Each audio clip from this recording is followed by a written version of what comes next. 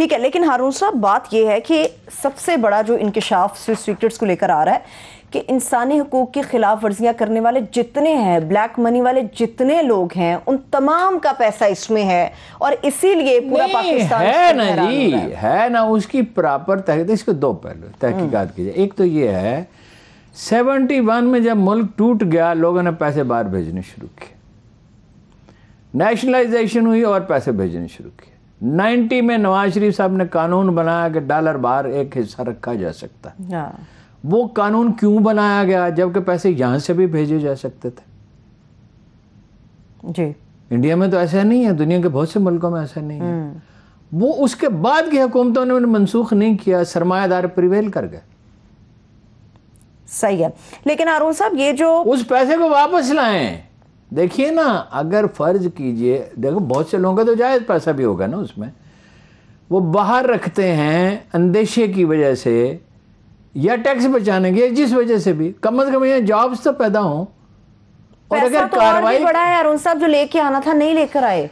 नहीं लेके नहीं आए तो वो माहौल ही नहीं है ना जिसमें लेके आए। ठीक है हारून और दूसरा ये है कि तफ्तीश कराए ना। वो अपना पनामा का भी एक आदमी का किस्सा छिड़ा, बाकी तो किसी के खिलाफ तफ्तीश नहीं। लेकिन इसमें भी कह रहे हैं ग्रेजुअली चीजें सामने आना शुरू हो जाएंगी, अभी तो बस से जब ग्रेजुअली सामने आएंगी। सबूत, फर्ज कीजिए मैं एक गुफ्तगू कर रहा हूँ, फर्ज कीजिए ये ना दुरुस्त है, मेरा अंदाजा दुरुस्त है नहीं है, या मेरी मालूमात दुरुस्त नहीं है, चीजें जब सामने आएंगी तो दूध का दूध और पानी का पानी हो जाएगा। बिलाशुबा। लेकिन हारून साहब ये जो ऑर्गेनाइजेशन है crime and corruption reporting project, इसके हवाले से ये दावा किया जाता है इसमें कई ममालिक शामिल हैं, बड़े बड़े सहाफती इदारे इसके अंदर शामिल है, क्रेडिबल सहाफी इसका हिस्सा हैं।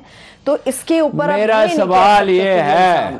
सवाल ये है, देखिए वो जर्मन अखबार को दी उन्होंने मालूमात, 102 उसका नाम है ज़ीडोइचे ज़ीजिंग, ठीक है।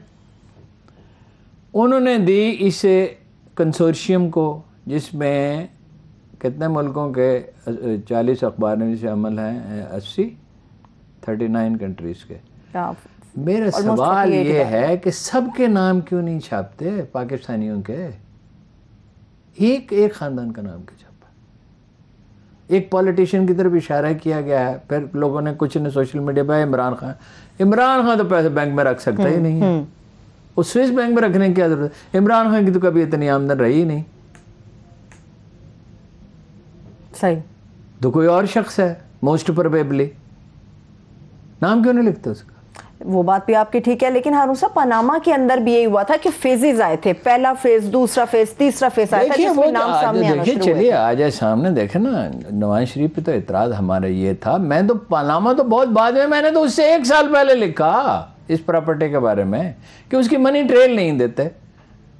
जला अख्तर के खानदान बेटों से पूछे ना, वो मनी ट्रेल दें, उनका कारोबार क्या है, उन्होंने कितना टैक्स पे किया है,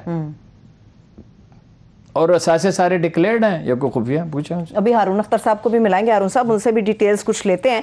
लेकिन हारून साहब आपको क्या लगता है, अगर इमरान खान साहब, फर्ज कर लीजिए, फर्ज है ये, अगर इमरान खान साहब का नाम सामने आ जाता है या हुकूमत के किसी बड़े ओहदेदार का नाम सामने आ जाता है, जिसका भी नाम सामने आए उसकी इम्प्लीकेशंस होंगी, उसके खिलाफ कार्रवाई होनी चाहिए। अगर इमरान खान साहब, मैं नहीं मानता इमरान खान का, वैसे मैंने 15 बरस उसके साथ गुजारे हैं, ना उसके पास कभी इतने पैसे थे, ना वो इस तरह रख सकता है स्विट्जरलैंड में। उसके जराए आमदन तो मालूम है ना, क्रिकेट से उसने पैसा कमाया ना, या मॉडलिंग से कमाया। ठीक है ना। देखिए वर्ल्ड कप की कमेंट्री के लिए उनको $5 लाख ऑफर किए गए थे, जो मुझसे भी उन्होंने मशवरा किया। मैंने कहा आप एक पॉलिटिशियन है, आपका फिर क्रिकेटर का इमेज बन जाएगा। तो जो पैसे कमाए, क्रिकेट से कमाए ना, हाईएस्ट पेड कमेंटेटर था वो। उसमें एक लतीफ़ा भी है, एक दिन हम इकट्ठे रहे, शाम को वो तबसरा कर रहे थे। मैंने कहा तो उन्हें तो मैच देखा ही नहीं, कैसे तबसरा कर रहे हैं? अच्छा। उसने कहा मुझे मैच देखने की क्या ज़रूरत है, मैं उसकी हाईलाइट्स देख ली हैं खबरनामे में, ठीक है, और मशवरा कर लिया है। ठीक है, अच्छा चलिए हारून साहब, मज़ीद गुफ्तगू को आगे बढ़ाते हैं। इस वक्त नून लीग के रहनुमा हैं और ये सेनेटर भी रहे हारून अख्तर साहब, हमें वो ज्वाइन कर चुके हैं। सर बेहद शुक्रिया आपके कीमती वक्त के लिए। हारून साहब जी, हारून खान साहब जी, ये क्या वालेकुम अस्सलाम, ये क्या किस्सा है जनाब? हारून साहब, बात ये है कि ये कुछ जर्नलिस्ट ने इकट्ठे होके कुछ लीक्स किए हैं और इसके बारे में मेरे एक भाई के पास आई थी और उन्होंने जवाब में यही कहा कि ये बिल्कुल गलत है, इसमें कोई हकीकत नहीं है और ये कंजेक्चरल है, मतलब है कि लोगों की ख्वाहिशात पे बेस हो सकती है, स्पेकुलेटिव है। तो दैट्स अबाउट इट। और अब मुझे ये समझ नहीं आता कि आपसे वो कहते हैं, एक अखबार कहता है आपसे भी राब्ता करने की कोशिश की, आपने जवाब नहीं दिया। मुझे अकबर साहब से भी राब्ता करने की कोशिश की, उन्हें भी कोई कुछ नहीं, हमें कुछ भी नहीं आई। और कोई ईमेल आपको नहीं भेजा गया? मुझे कोई ईमेल नहीं भेजा गया, बिल्कुल भी। कोई टेलीफोन नहीं किया गया? कोई टेलीफोन नहीं किया गया। कमाल। अच्छा, अब ये बात है कि ये बात कर रहे हैं कि जनाब एक अकाउंट खुला 1985 में और उसके बाद 15-20 साल के बाद उसमें ये वैल्यू उसमें थी। तो मुझे ये समझ नहीं आती कि 1985 में अकाउंट खुला तो उसमें कितने पैसे थे और क्या था, और ये डायरेक्टली इम्प्लीकेट कर रहे हैं मेरे वालिद को। अब मुझे ये समझ नहीं आती कि भाई आप मेरे अव्वल तो अकाउंट मेरे वालिद के नाम पे नहीं खुला, दूसरा आप 1985 की अगर बात कर रहे हैं तो वो आप फिर बताएं कि कितने अमाउंट पे 1985 में डाला। मेरे वालिद तो 1988 में शहीद हो गए थे। और अव्वल तो ये अकाउंट ही बिल्कुल गलत है और बैंक ने खुद भी इसकी तरदीद की है और उसने कहा है, टेंडेंशियस का वर्ड इस्तेमाल किया है, मतलब कि किसी के अपने सेल्फ परसीव्ड आइडिया को लेके उन्होंने इधर उधर से इंफॉर्मेशन करके अपने डिजायर्ड बायस्ड रिजल्ट्स उस लीक्स में प्रेजेंट कर दिए हैं।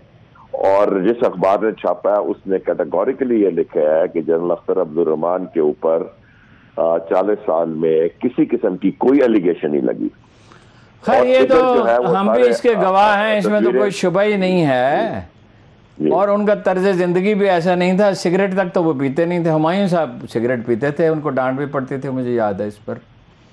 तो बहुत थोड़े अर्से के लिए उन्होंने दिया था, बंद कर दिया। तो 365 दिन साल में वर्जिश करते थे, छोटी मोटी बीमारी हो तो दवाई तक नहीं खाते थे, घर पे खाना खाते थे। उनके तर्ज जिंदगी में तो कोई ऐसी चीज़ नज़र नहीं आती। मैं क्यों उनको टारगेट किया गया है? देखिए, मैं हारून साहब, मैं भी ये सोच में पड़ गया, सुबह से ये सोच रहा हूँ। आप ये देखिए ना, 1400 अकाउंट पाकिस्तान के डोमिसाइल्ड एक तरफ और ये एक तरफ, और 24 घंटे में सिर्फ इसके बारे में बात की जा रही है। मैं तो यही कह सकता हूँ कि ये बेसिकली टारगेटेड था इंटेलिजेंस एजेंसीज ऐसी जिन्होंने किसी जमाने में अमेरिकन इंटेलिजेंस एजेंसीज के साथ मिलके कोई बड़े काम किए हैं। अब आप देखिए, कोल्ड वॉर दोबारा शुरू हो रही है। आप यूक्रेन में देखें क्या हालात हो रहे हैं, यूक्रेन, बिल्कुल, और ताइवान, जनूबी समंदर, टाइमिंग ऑफ दिस लीग, और look at what they have focused on.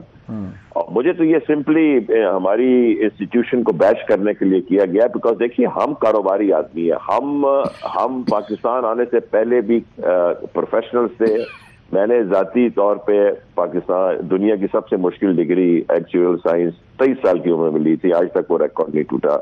मेरे भाई हुमायूं भी एक्चुअली है, बाकी भाई चार्टर्ड अकाउंटेंट्स हैं, हम सब गेनफुली एम्प्लॉयड थे, अपने अपने करियर के पीक पे हम पहुंचे हुए थे। और हमारे उन्होंने वालिद का नाम क्यों लिया, किस तरह, मुझे समझ नहीं आती कि जर्नलिस्टिक एथिक्स कहाँ गई। वो कौन सी एथिक्स हैं कि उन्होंने कहा कि जी एक अकाउंट खुला जिसका कुछ उनको पता भी नहीं। और ये बैंक की डिस्क्लोजर इंफॉर्मेशन नहीं है। बैंक तो आजकल हारून साहब OECD की मल्टीलैटरल कन्वेंशन के बाद सब बैंक दुनिया के आपस में इंफॉर्मेशन एक्सचेंज करते हैं टैक्स पर्पसेस के लिए। तो फिर गवर्नमेंट को कहे कि एक्सचेंज करें FBR के साथ इंफॉर्मेशन, जिसका एक अकाउंट है उसको पता चल जाएगा सामने, इसमें कौन सी छुपाने की बात है। और मैं ये भी कैटेगोरिकली आपको बताना चाहता हूं कि मेरे भाई, मेरे खानदान के तमाम एसेट्स पाकिस्तान के कानून के मुताबिक फुली डिस्क्लोज्ड है, फुली टैक्स पेड है और टोटली अप टू डेट है।